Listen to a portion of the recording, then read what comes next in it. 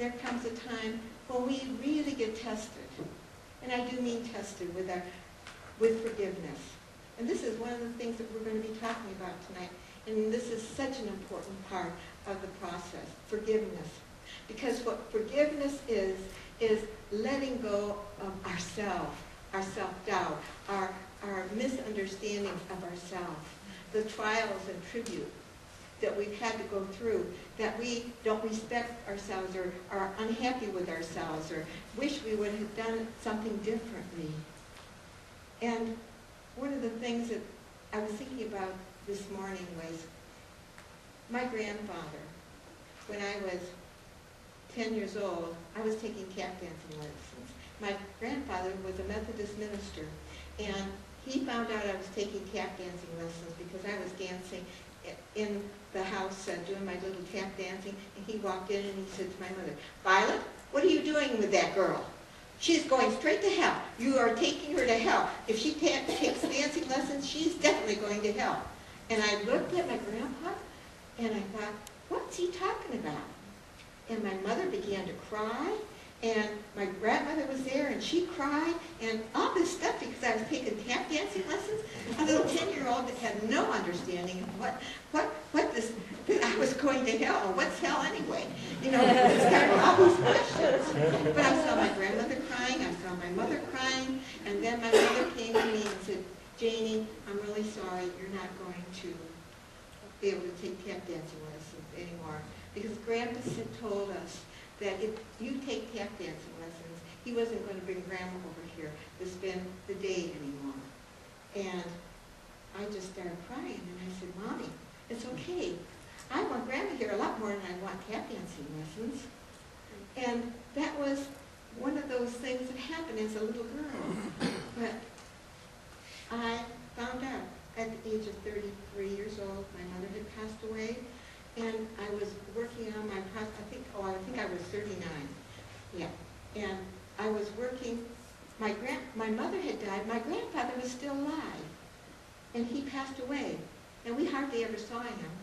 And I was invited to go to his funeral, my brothers and myself, and I didn't want to go. I didn't want to go to his funeral, and I thought, here I am, a spiritual person, I'm trying to work on myself, and yet, what is it about my grandfather? And then I remembered what he did and how naughty or bad I felt about me because I had put my grandmother and mother in such a situation, and I didn't understand the whole thing as a child. And I had to go back to that childhood thinking and remember how I felt, and I had to journal it. And I did indeed end up going to my grandfather's funeral. And I blessed him because he must have had a very miserable life. This is the way he felt God was. But in doing my forgiveness work, I got the most wonderful reward because what happened was that little 10-year-old girl started questioning God. Who's God? What kind of God would be so mean as to not let me take dancing lessons? And I want God to speak to me. I want to get closer to God. I don't want to get closer to my grandpa's God. He doesn't make any sense to me. I need to find what God is really all about. How I know that there's something in me that wanted to know God. And that wasn't the God. And that started me at 10 years old asking huge, big questions about God and what spirituality was. And I started, even at 10, looking through the Bible, trying to find answers, you see. So my grandfather did me a great favor because he did that, he started to push me in a manner of finding out and questioning what is God? What am I doing here? If God created me, why did he create me so I couldn't take tap dancing lessons? You know, a little 10-year-old, she didn't understand this, but she wanted to. But there was a reward in that. There is rewards in forgiveness. There is huge rewards in forgiveness. And remember last week I told you about my father, or my mother who passed away? Well, another part of that story is, it was about 3 months after my mother died, and I had done my spiritual work, and I was feeling pretty good about myself, and my father calls me up and said, "Janie, I have somebody I want you to meet. It's a lady that was in my Bible study group, and her husband died. Just about 3 or 4 months before Mom died.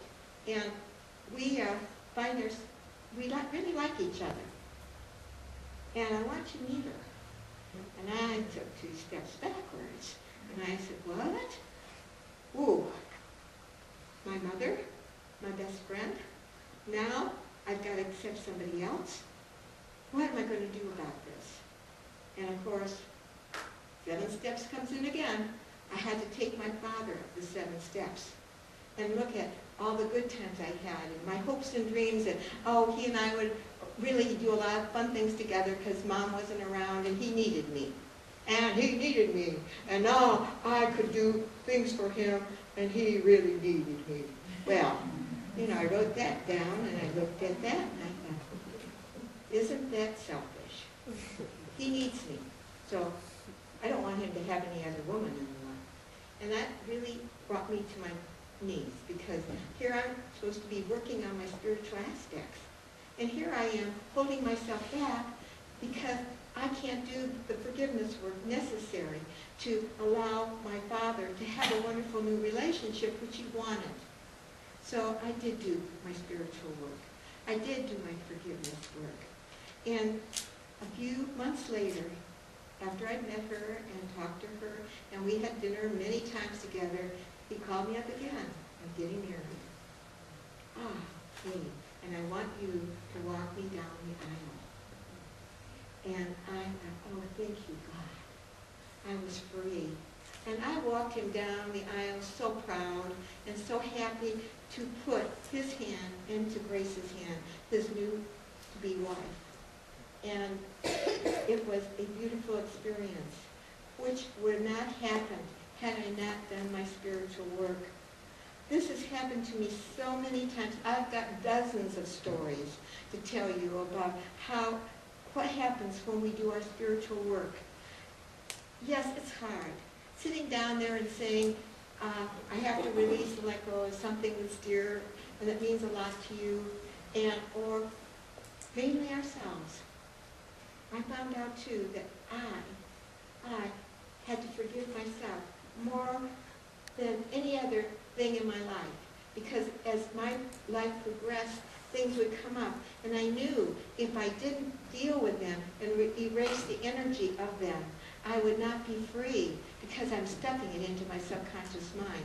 And that's why the forgiveness step that you're going to be doing tonight, and the release and the surrender as we move through this, is so important to your soul. You're doing it for the year, yes, and that's so important, but you're doing it much deeper.